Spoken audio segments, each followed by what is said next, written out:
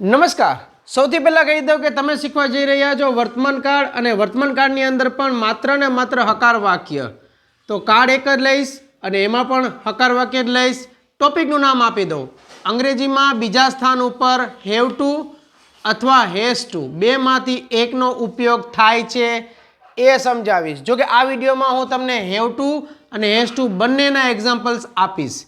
સાથે લખવાનું છે V1 એટલે ક્રિયાપદનું મૂળ રૂપ।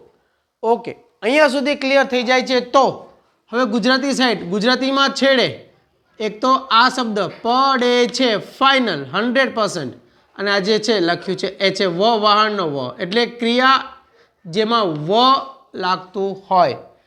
સો અહીંયા સુધી જો ક્લિયર કર્યું હોય તો મેં તમને આપ્યું ગુજરાતીનો છેડો, અંગ્રેજીનું બીજું સ્થાન। હવે વાત થઈ છે તો વાત એ પણ સમજી લઈએ કે વાક્ય તમારા શા માટે, શેના માટે વપરાશે। અફસોસ દર્શાવતું વાક્ય, અનિચ્છા દર્શાવતું વાક્ય કે મજબૂરી દર્શાવતું વાક્ય તમે આજે આ વિડીયોના માધ્યમ દ્વારા સમજશો। તો હાર્દિક સ્વાગત કરું છું તમારું ગુજરાતીથી અંગ્રેજીની આજની અપડેટમાં। તો તમે જેમ જોયું કે ગુજરાતીના છેડે પડે છે આવે વર્તમાન કાળમાં, તો એક્ઝામ્પલ પહેલું લઈએ। મારે સવારે વહેલા ઉઠવું પડે છે। માત્ર એક એક્ઝામ્પલ, અને એ પણ માતૃભાષા ગુજરાતીમાં।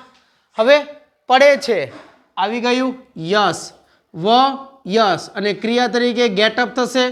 તો પડે છે ફાઇનલ થવાથી તમારી મજબૂરી, અનિચ્છા કે અફસોસવાળી કેટેગરીનું આ વાક્ય બની જાય છે। દ્રષ્ટિ સુધારજો, સમજવાની કોશિશ કરજો, કારણ કે એક જ વાક્ય તમારું બીજ તરીકે કામ કરશે। ઓકે, તો પડે છે માટે બે શબ્દ આપી દીધા, હેવ ટુ અને હેઝ ટુ। હેવ ટુ અને હેઝ ટુ ક્યારે વાપરવા, ક્યારે હેવ ટુ વાપરવું અને ક્યારે હેઝ ટુ વાપરવું એની સમજ પહેલાં અહીંયા ક્લિયર કરી નાખીએ। તો ચાલો, જ્યારે આઈ, વી, યુ અને ધ્યેય હોય 1 2 3 4, ત્યારે ત્યારે ત્યારે તેની સાથે હેવ ટુ, ત્યારે તેની સાથે હેવ ટુ।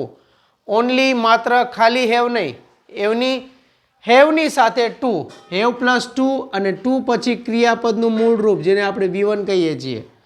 આટલું પાકું જ કરવું પડે। ધેર ઇઝ નો ઉદ્ધાર વિધાઉટ ધીસ, પાકું કર્યા સિવાય ઉદ્ધાર નથી।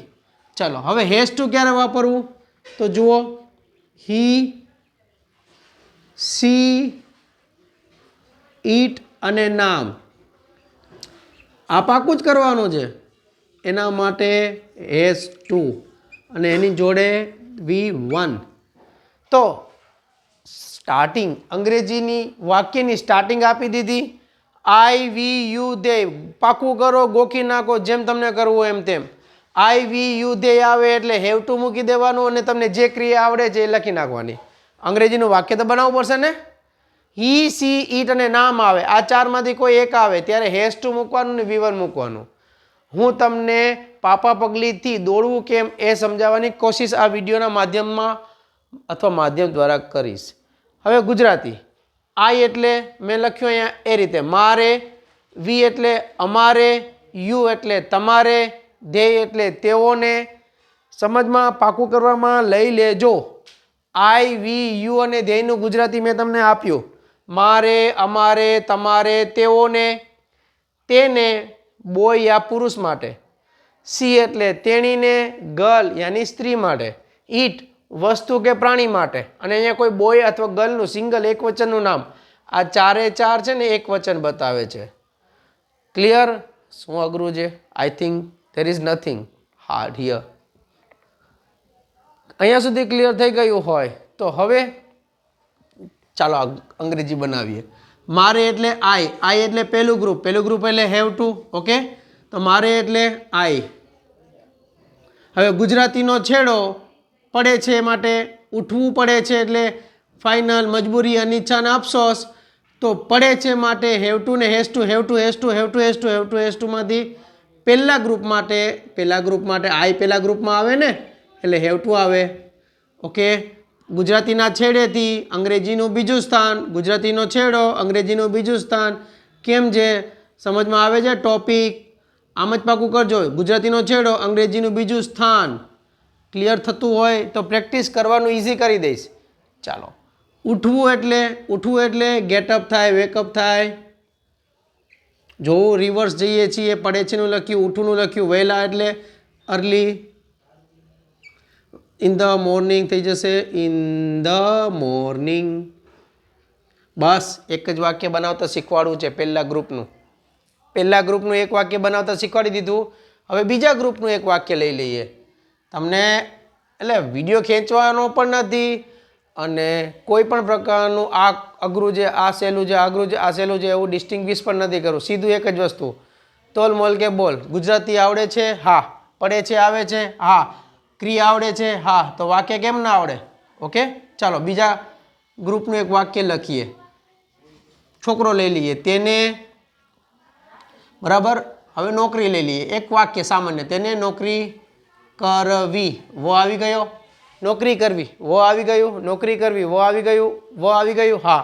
તો હવે છેડે લગાડી દો. શું લગાડી દેશું? પડે છે. કરી શકો એટલી કરજો પ્રેક્ટિસ. કારણ કે આના પછીના વિડીયોમાં હું આ જ ટોપિકનું નકાર શીખવાડીશ અને નકાર શીખવાડવા માટે મને આ કોન્સેપ્ટ ક્લિયર કરાવવા પડે. આવે ને હેવ ટુ. મારે તમને સમજ આપવી પડે. પડે એટલે હેવ ટુ. સમજ આપવી પડે, હેવ ટુ. શીખવવું પડે, હેવ ટુ.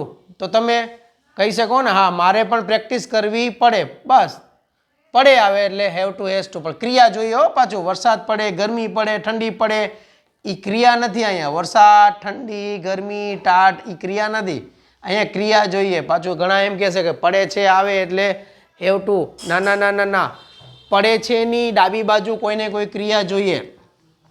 વરસાદ પડે, ઠંડી પડે, ગરમી પડે તો એમાં હેવ ટુ ન વાપરતા પ્લીઝ. ચાલો. તેને એટલે બીજું ગ્રુપ એટલે હી આવશે. ઓકે, હી આવે એટલે બીજા ગ્રુપ માટે હેઝ ટુ આવે. તો પડે છેનું શું થઈ જશે? Has to. કરવું એટલે ડુ થઈ જશે. જોબ એટલે નોકરી, અથવા નોકરી એટલે જોબ. ચાલો, હવે મને ખાલી એટલું કહેજો, what is hard here? Do you understand my dear? બસ આ બે વાક્ય. હજી એકાદું વાક્ય લઈ લઈએ. હવે ઇંગ્લિશમાં ટ્રાય કરીએ. I have to write. અંગ્રેજીમાં વાક્ય બનાવવામાં સ્પીડ થશે. I have to write on board. Gujarati બનશે મારે બોર્ડ એટલે પાટિયા ઉપર, મારે બોર્ડ પર લખવું પડે છે. થઈ ગયું ને? મારે બોર્ડ પર લખવું પડે છે. ચલો સી લઈ લઈએ.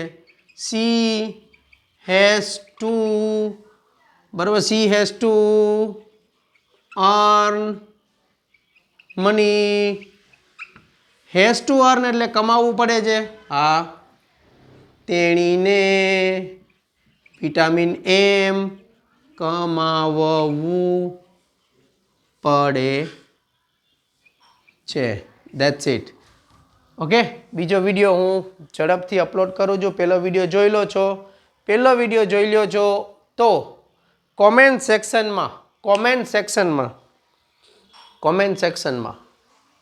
તમારી હાજરી આપજો.